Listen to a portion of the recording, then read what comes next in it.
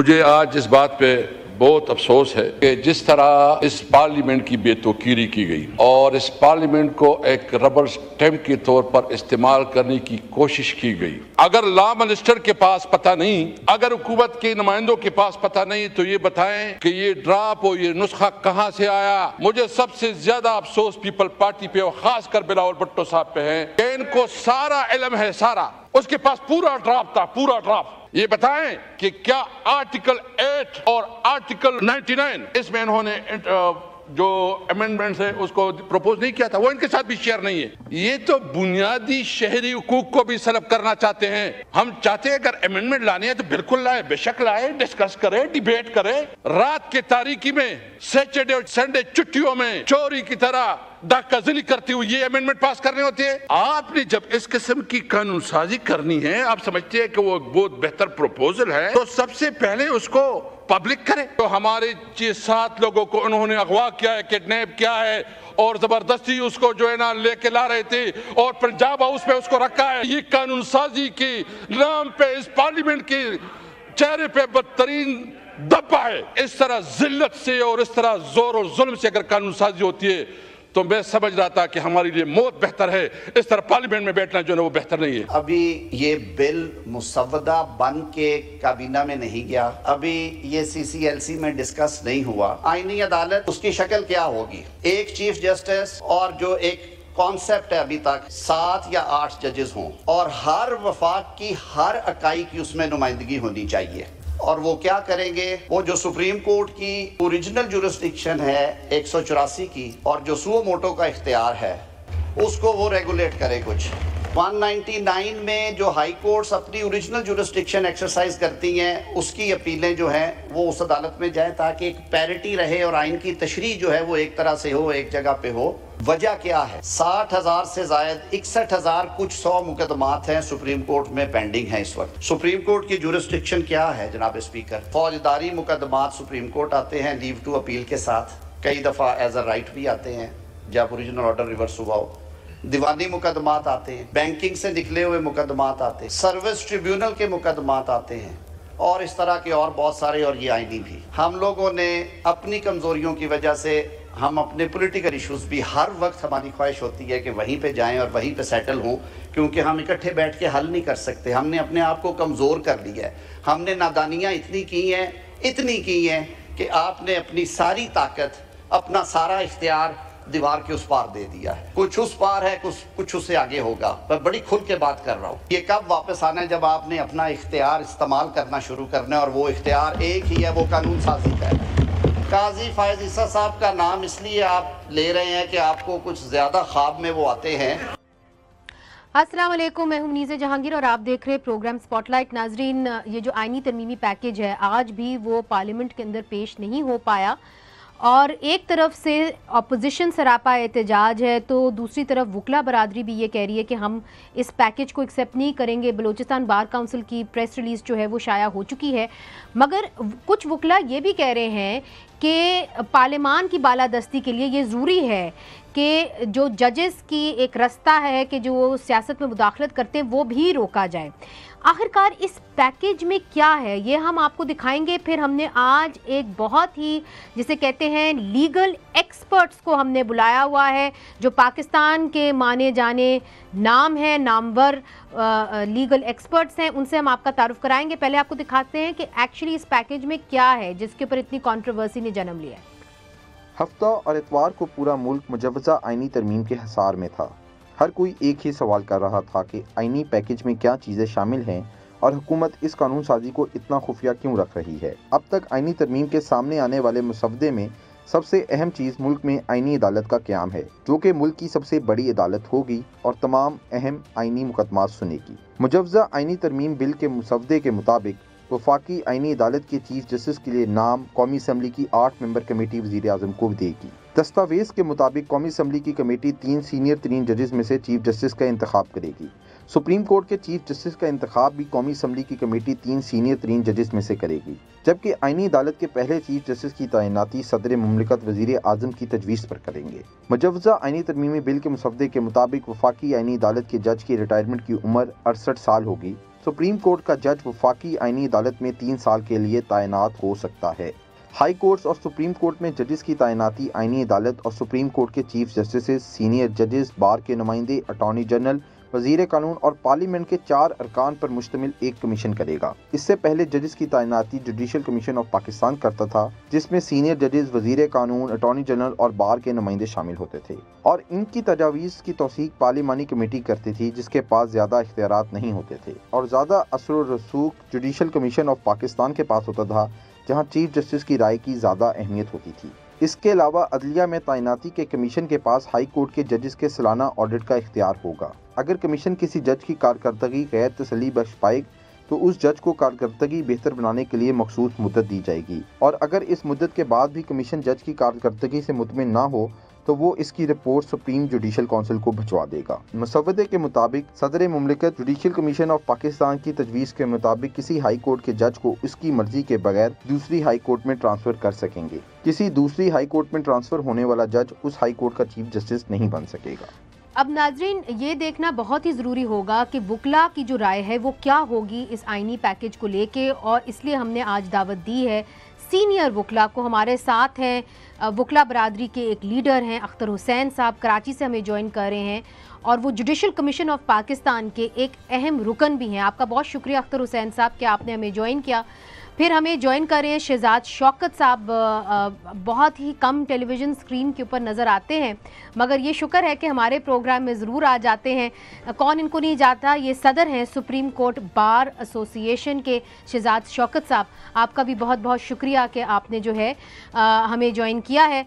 हमें ज्वाइन कर रहे हैं मुनीर काकड़ साहब। मुनीर काकड़ साहब सीनियर वकील हैं और सदारती उम्मीदवार हैं बुराई सुप्रीम कोर्ट के, और ये उन वुकला में से शामिल हैं जिन्होंने ये कहा है कि ये आईनी पैकेज हमें नामंजूर। हालांकि आईनी पैकेज अभी तक नाजरीन टेबल नहीं हुआ मगर इसका मुसवदा हमारे हाथ लग गया है, तो हमने अपने तीनों सीनियर वुकला को दे दिया है। तो सबसे पहले हम अख्तर हुसैन साहब से शुरू करते हैं, फिर सुप्रीम कोर्ट बार एसोसिएशन के जो सदर हैं शहजाद शौकत, उनकी राय भी बहुत ज़रूरी होगी। उन्होंने लीड करना होगा वुकला को, आप ये याद रखिएगा, कम से कम कुछ हफ्तों के लिए। अख्तर हुसैन साहब, आपके पास वो मुसवदा है, एक कॉन्स्टिट्यूशनल कोर्ट बना दी गई है सर, इसके अंदर आपको क्या खपत नज़र आती है? चूँकि दूसरी तरफ 70 से ज़ायद ममालिक के अंदर कॉन्स्टिट्यूशनल कोर्ट बनाई गई है, ये मिसाक जमहूरियत चार्टर ऑफ डेमोक्रेसी का हिस्सा था, इसके ऊपर तमाम सियासी जमातों ने दस्तखत किए। और दूसरी बात यह कि क्या हमें यहाँ पे एक आईनी तरमीमी या आईनी कोर्ट, फेडरल कॉन्स्टिट्यूशनल कोर्ट की ज़रूरत नहीं है? जी, मुझे पहले तो बहुत बहुत शुक्रिया आपका कि इस अहम प्रोग्राम में आपने मुझे इनवाइट किया और इससे ज़्यादा आपका शुक्रिया इस बात पर कि ये मसवदा फराहम किया। सबसे पहले तो मैं ये अर्ज़ करूँगा कि मेरी नहीं समझ आता कि ये हमारी हुकूमतें जो हैं वो इस तरह लेजिस्लेशन क्यों करती हैं कि जिससे आवाम को उससे छुपा के रखना चाहती हैं और फौरी कोई ना कोई जो है वो इस तरह से होता है कि जैसे कोई सीक्रेट जो है अमल हो रहा है। अब इतनी बड़ी कॉन्स्टिट्यूशनल अमेंडमेंट है, बहुत ही अहम कॉन्स्टिट्यूशनल अमेंडमेंट है और उस कॉन्स्टिट्यूशनल अमेंडमेंट को पब्लिक होना चाहिए, प्रेस में आना चाहिए, अखबारात में छपना चाहिए, लोगों का इस पर क्रिटिसिज्म होना चाहिए, बार का इसके ऊपर क्रिटिसिज्म होना चाहिए, इंटेलेक्चुअल्स का क्रिटिसिज्म होना चाहिए, मुख्तलिफ sections of people of constitutional court जो है मुझे भी हमारा बहुत पुराना जो है वह मुतालबा है कि कॉन्स्टिट्यूशनल कोर्ट जो है वो कायम होनी चाहिए। जब साउथ अफ्रीका में नेल्सन मंडेला की हुकूमत कायम हुई थी, नए कॉन्स्टिट्यूशन में उन्होंने कॉन्स्टिट्यूशनल कोर्ट कायम की थी और उसके जो तजर्बात थे उसको भी सामने रखते हुए हम इसका मुतालबा कर रहे थे।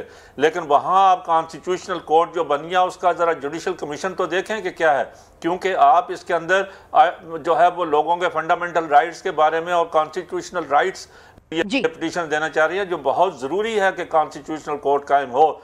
लेकिन वहाँ जो जुडिशल कमीशन है उस जुडिशल कमीशन के अंदर आप ह्यूमन राइट्स कमीशन का नुमाइंदा शामिल है, उसके अंदर लेबर कमीशन का नुमाइंदा शामिल है, उसके अंदर विमेन कमीशन का नुमाइंदा शामिल है। अपार्ट फ्राम जजेस and other sections of society. तो ये कॉन्स्टिट्यूशनल अमेंडमेंट्स, इतनी अहम कॉन्स्टिट्यूशनल अमेंडमेंट्स को इस तरह से छुपा के रखा गया कि किसी को पता ही नहीं है कि क्या कॉन्स्टिट्यूशनल अमेंडमेंट हो रही है, लोग उसके ऊपर कमेंट्स कर रहे हैं। अब इसके अंदर बहुत सारी चीजें अच्छी हैं, अख्तर हुसैन सपोर्ट साहब, करते हैं। एक चीज मैं चीदा आपसे पूछना चाह रही हूँ, क्या आप इन प्रिंसिपल अग्री करते हैं कि कॉन्स्टिट्यूशनल कोर्ट बननी चाहिए, और जो तौर तरीका इस मसवदे में बताया गया है क्या आप उससे मुतमईन हैं? जी मैं पहली बात तो असूली ये है कि कॉन्स्टिट्यूशनल कोर्ट बननी चाहिए, और कॉन्स्टिट्यूशनल कोर्ट की अहम ज़रूरत है मुल्क के अंदर। और क्योंकि हमारे ये जो तमाम कॉन्स्टिट्यूशनल मसाइल भी जो हैं वो सुप्रीम कोर्ट और हाई कोर्ट से सुप्रीम कोर्ट में जाते हैं, तो इसमें बाकी जो पब्लिक लिटिगेशन है वो उससे भी मुतासिर हो रही है। इसके अलावा कॉन्स्टिट्यूशनल कोर्ट की जो है वो उसकी अहमियत है, लेकिन कॉन्स्टिट्यूशनल कोर्ट किस तरह से बननी चाहिए, कॉन्स्टिट्यूशनल कोर्ट की फंक्शनिंग किस तरह से होनी चाहिए, और बाकी कोर्ट्स के इख्तियारात जो इस कॉन्स्टिट्यूशनल पूरे पैकेज की बात देखें ना, कि जो कॉन्स्टिट्यूशनल कोर्ट तो बननी चाहिए, पहली दफ़ा बनाने के लिए आपने ये कह दिया, लेकिन फर्दर आपने कॉन्स्टिट्यूशनल कोर्ट के कायम करने के लिए कोई कमीशन के जो है वो कैसा कॉन्स्टिट्यूट किया है, और उसके ऊपर जो है वो राय लेनी चाहिए, लोगों का क्रिटिसिज्म आना चाहिए, और जो दुनिया भर के तजर्बात हैं उसको सामने रख के बात करनी चाहिए। जी शहजाद शौकत साहब, आपने अख्तर हुसैन साहब की बात सुनी। वो कहते हैं कि देखिए इतना बड़ा आप कॉन्स्टिट्यूशनल पैकेज लेके आ रहे हैं, इसको खुफिया आपने क्यों किया? वह वाकई में मुझे भी ये बात समझ में नहीं आ रही कि इसको एक तो खुफिया क्यों किया गया, दूसरा जो मैंने उसको पढ़ा है और आप तो वकील हैं बेहतर जानते हैं कि कॉन्स्टिट्यूशनल कोर्ट के अंदर जो तैनाती उन्होंने पहले जज साहिबान की है ना, वो वज़ीर आज़म और सदर मिल के करेंगे, यह आपको एक्सेप्टेबल है? जो है वो अख्तर साहब ने भी फरमाया, एक कंसल्टेटिव प्रोसेस जारी होना चाहिए था। हाँ। ये एक सीरियस शहजाद शौकत साहब की आवाज़ नहीं मुझे आ रही। जी शहजाद शौकत साहब की आवाज़ ज़रा प्लीज़ ठीक करिए। इस प्रोग्राम के अंदर बहुत ज़रूरी है कि वकला बरादरी एक दूसरे की बात सुने, चूँकि अब उनकी जो राय है वो शायद सबसे अहम होगी। जी शहजाद शौकत साहब, मैं जैसे अदब से कह रहा था कि एक कंसल्टेटिव प्रोसेस इनिशिएट होना चाहिए था, इस पर एक हेल्दी डिबेट होनी चाहिए थी। इसको जिस तरीके से शायद हैंडल किया गया वो कुछ मुनासिब नहीं था। हैविंग सेड दैट, ये कॉन्स्टिट्यूशनल कोर्ट है ना जी, इसके ऊपर 2006 में पहली दफ़ा as you already told charter of democracy में ये इसका ज़िक्र था, और उसको मेरा ख्याल है कि कोई भी काबिल ज़िक्र हमारे मौजूद सियासतदान ऐसे नहीं हैं जिनके दस्तखत उस पर नहीं।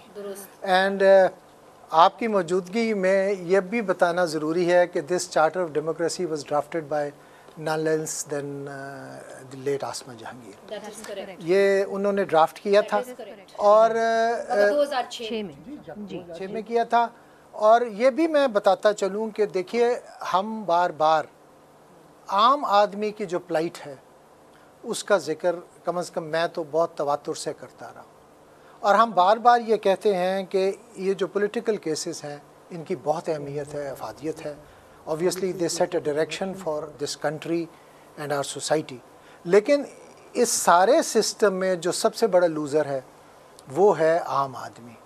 ग़ुलाम मोहम्मद बनाम मोहम्मद हुसैन वाला केस जो है उसकी कोई पजीराई नहीं है, उसका कोई पूछने वाला नहीं। We have to undertake an exercise जिसमें जितने ये कॉन्स्टिट्यूशनल मामलात हैं they should go to a specialized court, why not, and the other courts should attend.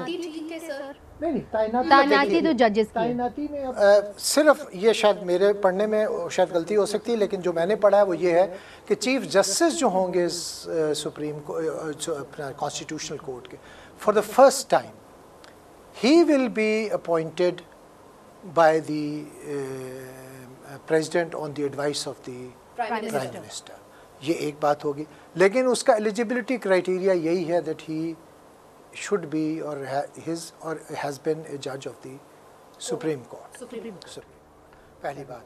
और दूसरी बात ये है कि जो this is only for the first time, अब जब भी कोई court for the first time establish होती, क्योंकि ये जो कॉन्स्टिट्यूशनल अमेंडमेंट पैकेज है ये कहता है कि इन कॉन्स्टिट्यूशनल कोर्ट में भी जजेस की appointment will be routed through the judicial commission, but for the first appointments.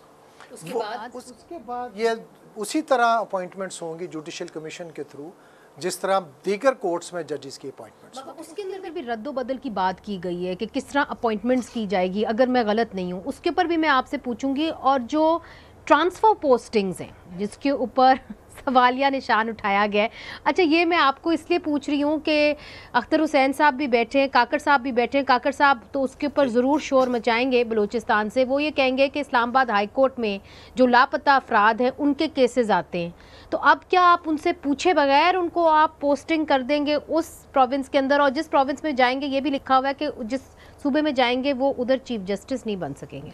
तो ये बड़ी अहम बात है, और ये क्यों किया जा रहा है, इसके पीछे क्या मैलिफाइड इंटेंशन है, ये पूछा जा रहा है। वक्फे के बाद हम हाजिर होते हैं।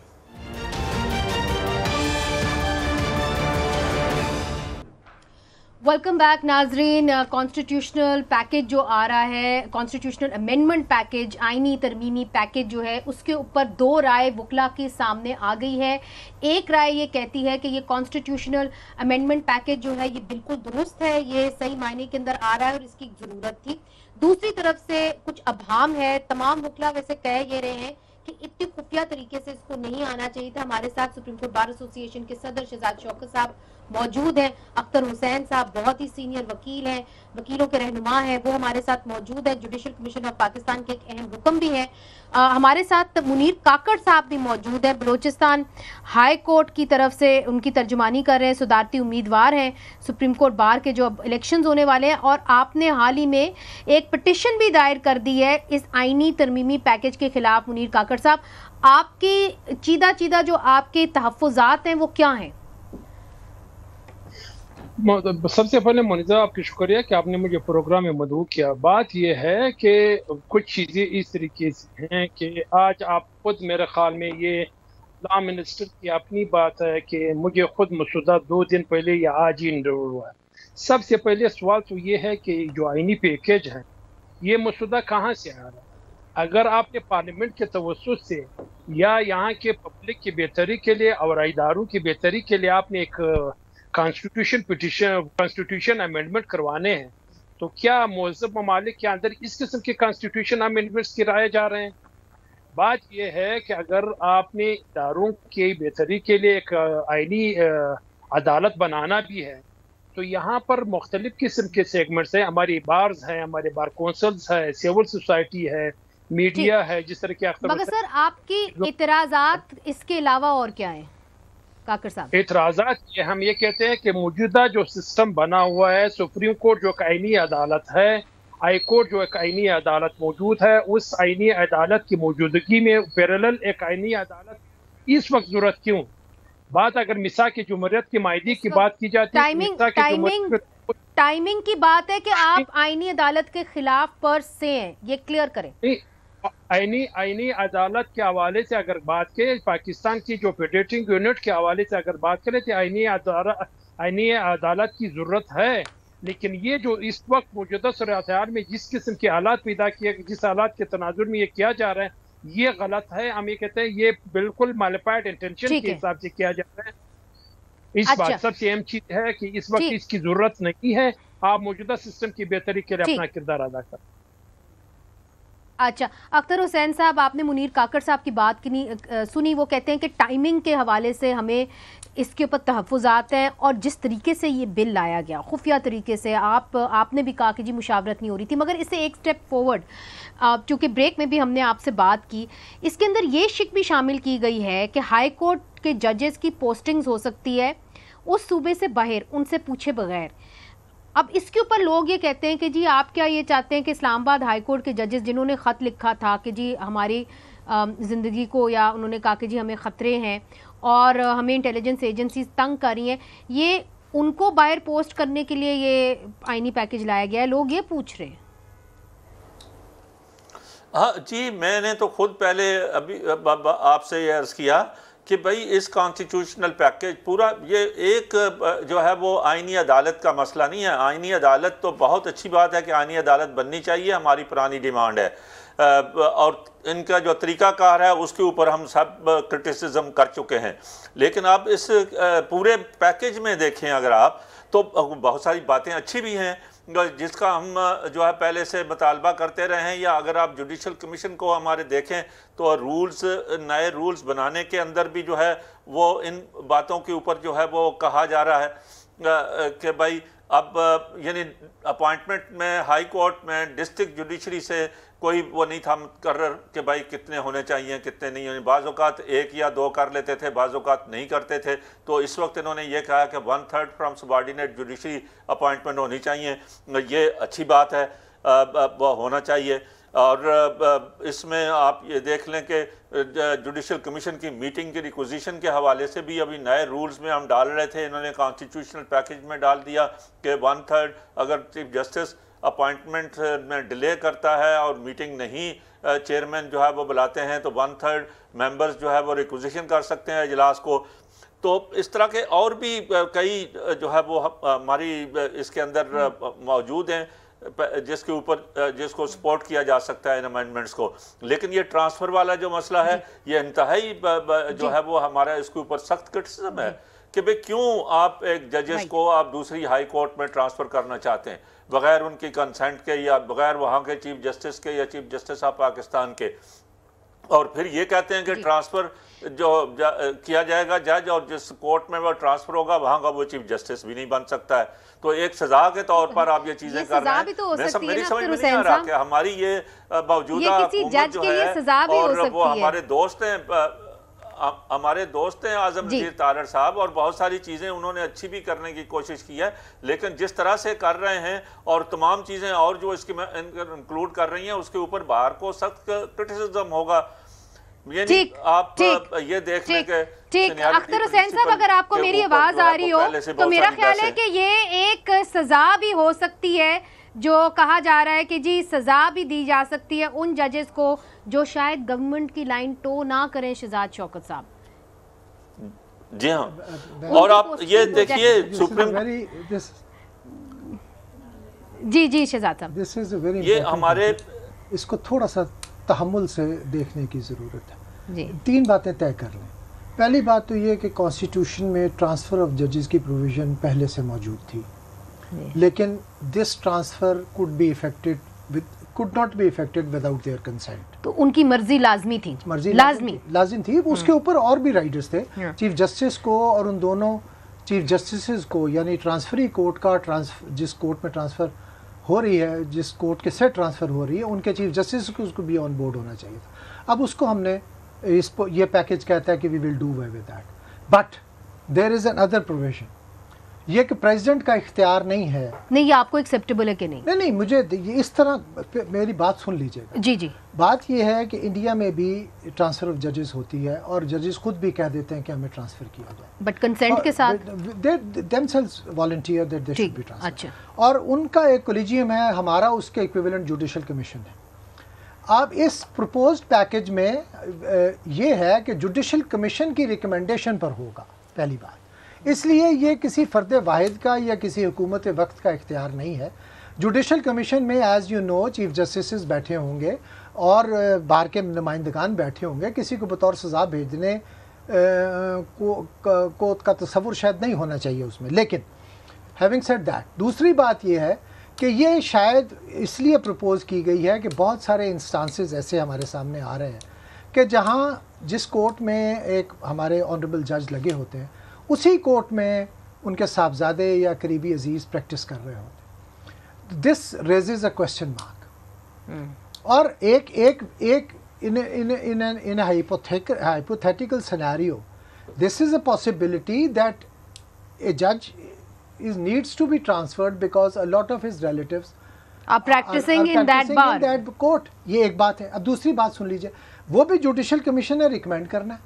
तीसरी बात, it is not a permanent transfer। अच्छा, it has to be for a tenure। ठीक है, it has to be for a tenure। ठीक है। अब जो बात अख्तर साहब ने कही मेरे मोहतरम है कि जी वो चीफ जस्टिस वहाँ पर नहीं बन सकता, yes that's a question mark। लेकिन ये भी जहन में रखिए, अगर उसको भेजिए 1 साल के लिए रहे हैं, अच्छा, and then he comes back to his original court after 1 year, देखें इसको यकसर मुस्तरद नहीं किया जाना चाहिए, मगर क्या वो वापस आ सकता है कि नहीं इस पैकेज के अंदर, ये नहीं पता। टेन्योर है ना जी, जैसे टेन्योर खत्म होगा वो वापस आएगा। अच्छा। पहली बात। दूसरी बात है जुडिशल कमीशन का उसके ऊपर एक है कि जुडिशल कमीशन की रिकमेंडेशन के बगैर नहीं हो सकता। Judicial commission is a collegium, ठीक है, उसमें कोई अकेला आदमी नहीं है। तीसरी बात यह है कि इस पर डिबेट जरूर होनी चाहिए, मैं इसको बिल्कुल सपोर्ट नहीं कर रहा हूँ, लेकिन ये idea we can not throw this thing out. क्या जी? क्योंकि जजेस का अच्छा तैनाती ठीक है मिसयूज हो। अच्छा ये आपने बड़े अहम नुकात जो है ये उठाए हैं। अख्तर साहब मैं आपकी जानिब भी आती हूँ, बात करना चाहूंगा जी जी अख्तर साहब मैं आपकी जानिब आती हूँ।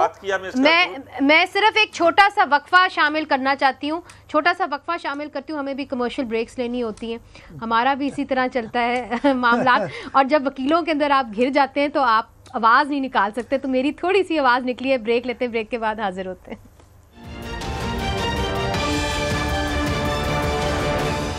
वेलकम बैक नाज़रीन। ये जो जुडिशल कमीशन के हवाले से एक बात की जा रही है कि जुडिशल कमीशन जो है वो जजेस की तैनाती या पोस्टिंग्स जो है वो हाई कोर्ट से बाहर करेगा, वही रेकमेंड करेगा। शहजाद शौकत साहब सुप्रीम कोर्ट बार एसोसिएशन के जो सदर हैं उन्होंने इसको पॉइंट आउट किया। तो इसके अंदर आप कंट्रोवर्सी खड़ी नहीं करनी चाहिए कि जी ये जो मसवदा आया है इसके अंदर ये कहा गया है कि हाई कोर्ट की जजेस की तैनाती उनसे बगैर पूछे मुख्तलिफ हाई कोर्ट्स में की जाएगी। इसके ऊपर अख्तर हुसैन साहब जो है उन्होंने भी जो है कहा है कि हमें इसके ऊपर तहफ़्फ़ुज़ात है। मुनीर काकड़ साहब ने भी कहा है। अख्तर हुसैन साहब आपने शहजाद शौकत साहब की बात सुनी, उन्होंने कहा जुडिशल कमीशन के अंदर चीफ जस्टिस बैठे होंगे, बार के मेंबरान बैठे होंगे, तो वही तो कहेंगे कि जी आप यहाँ पे प्रैक्टिस ना करें चूँकि कॉन्फ्लिक्ट ऑफ इंटरेस्ट हो सकता है, किसी और सूबे में जाके प्रैक्टिस कर ले। और 1 साल के लिए उस जज को भेजा जाएगा, तो अगर वो नहीं भी बनते चीफ जस्टिस तो वापस तो एक साल के बाद अपने पोस्ट पे आ जाएंगे। मुनीज़ा बीबी इसका सोल्यूशन है। जो शहजाद शौकत साहब मेरे इंतहाई मोहतरम हैं, लेकिन इस इशू के ऊपर हमारे जुडिशल कमीशन ऑफ पाकिस्तान के अंदर रूल मेकिंग जो नए अमेंडमेंट्स हो रही हैं इसके ऊपर तफसीलन बहस हुई थी। इस इशू के हवाले से, ट्रांसफ़र के हवाले से नहीं, इस हवाले से कि जो शिकायत हैं कि बाज़ हमारे जो जजेस हैं उनके बेटे, उनके रिश्तेदार, उनके ब्लड रिलेशन जो है उस कोर्ट में प्रैक्टिस करते हैं। मैंने उनसे कहा था कि नए रूल्स के अंदर इसके ऊपर कोई रिस्ट्रिक्शंस लगाई जाएं कि भाई उन कोर्ट्स के अंदर वो प्रैक्टिस नहीं कर सकते जहां उनके डायरेक्ट ब्लड रिलेशन जजेस हैं।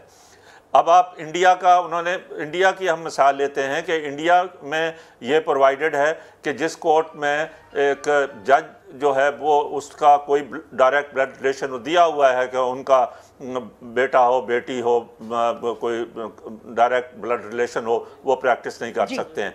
तो वो हमने परफार्मे में अभी भी लोगों से इंफॉर्मेशन के लिए तो पूछ लिया है, लेकिन उसकी रिस्ट्रिक्शन इस वजह से नहीं लगा सके कि फिर जजेस ने मुझसे पूछा कि क्या ये हमारे कहीं कानून में है या कॉन्स्टिट्यूशन में नहीं है, या कानून में नहीं है तो हम किस तरह से उसको रोक सकते हैं, और इंडिया में क्या है। तो हमने वो देखा तो इंडिया में बार काउंसिल रूल्स के अंदर प्रोवाइडेड है। जब आप किसी एडवोकेट को एनरोल करते हैं तो उस वक्त आप ये वो प्रोवाइडेड है कि वो उस कोर्ट में प्रैक्टिस नहीं कर सकता जहां उसका ब्लड रिलेशन जज है।